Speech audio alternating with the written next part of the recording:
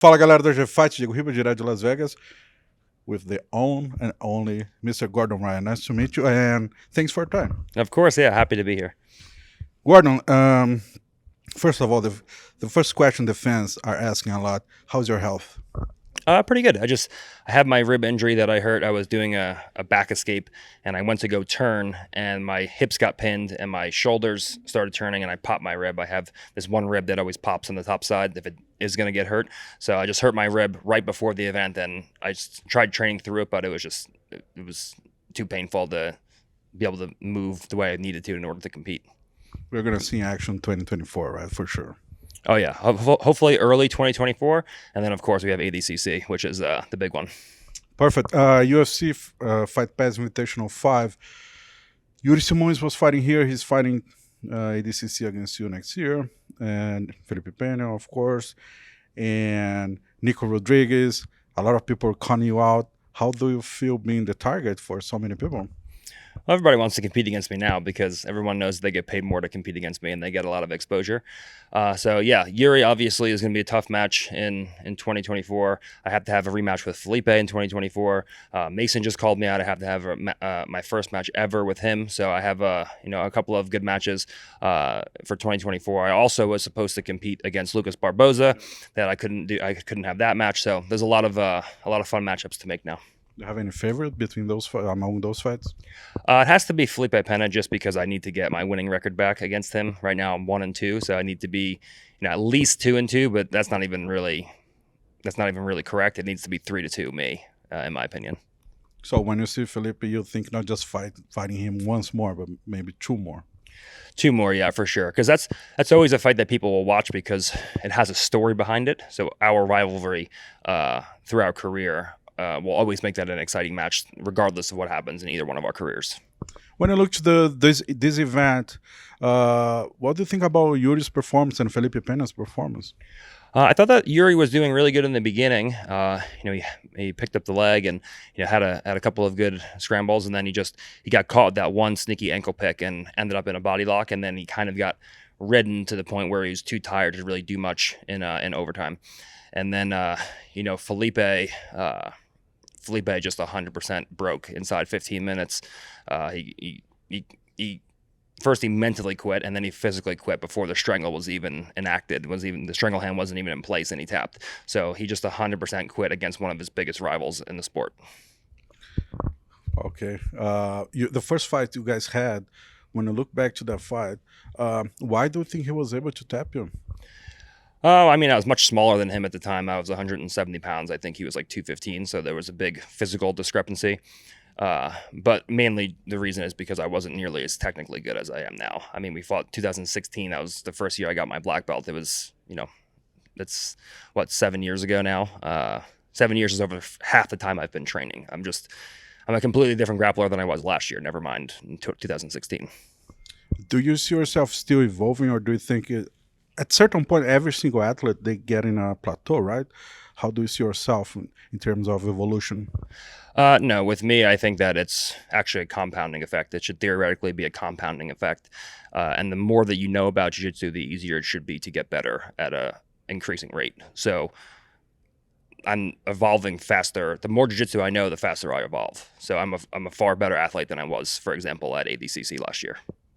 Okay, talking about UFC Fight Pass Invitational, how did you like the new rules, and are you excited to fight again in those rules? I think that the stalling calls were a little bit fast. It definitely did make for great action, but there were times I think that guys were putting good pressure on where there shouldn't have been warnings. So I think that they need to be a little bit more lenient on the stalling calls. Which, if I'm saying that, I'm a big, I favor stalling calls because everyone always tries to stall against me.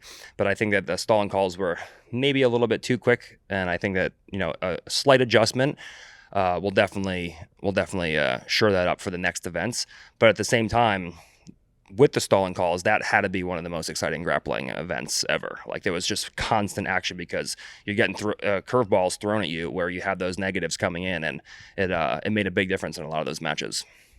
Perfect. And looking back to the future, like ADCC, all the tournaments next year, Do you think there's any kind of adjustment for those rules to make? I'm talking about, making money and making jiu-jitsu even bigger. You are the guy to talk about that. Do you see any adjustment in the rules that would be better for this scenario? For Fight Pass or for ADCC? I think that Fight Pass, I think this is a pretty good rule set. You have sub only in the beginning so that you can really open up and start to attack, freely without worrying about, overcommitting to a submission and getting your guard passed or ending up getting scored on.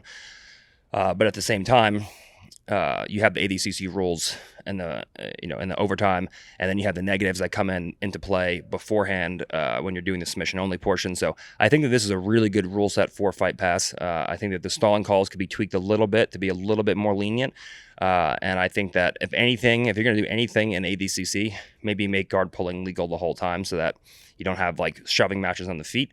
But I think ADCC is a pretty good rule set. It's the most closely related rule set to grappling in fighting in mixed martial arts. So I think that it translates very well, training for the ADCC scoring criteria into a mixed martial arts rule set, which is ultimately what jiu-jitsu is derived from.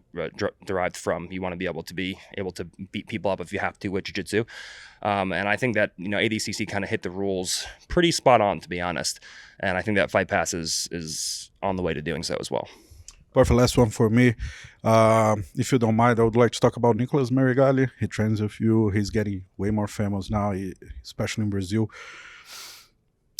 How was this transition when he did transition for gi to no gi? He got really good so fast, looks like.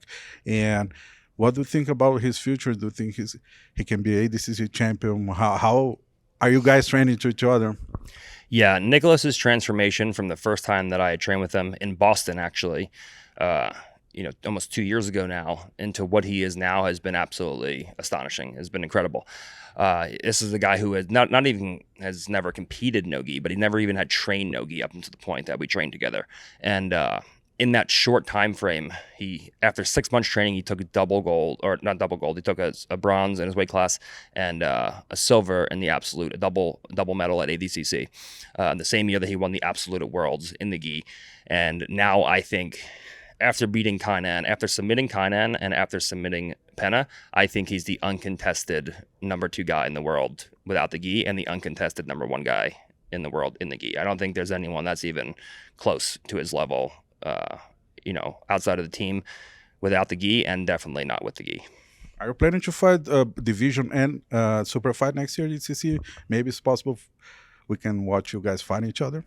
So I'm trying to work that out now. What I'm trying to hopefully do is either do the super fight and then do 2 divisions, do plus and minus 99, or I'm trying to maybe see if we can get a second super fight added for Saturday.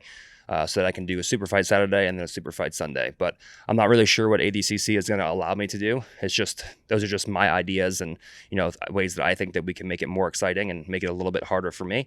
But I really have to run through Mo and see what ADCC has to say.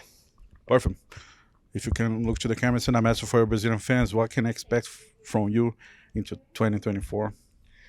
Well, first of all, I love all the Brazilian fans. I know I have, a lot of hate online, but that's just not from Brazilians. That's from everybody. So I know that I have a lot more fans than people think in Brazil, and I want to say that I love you guys.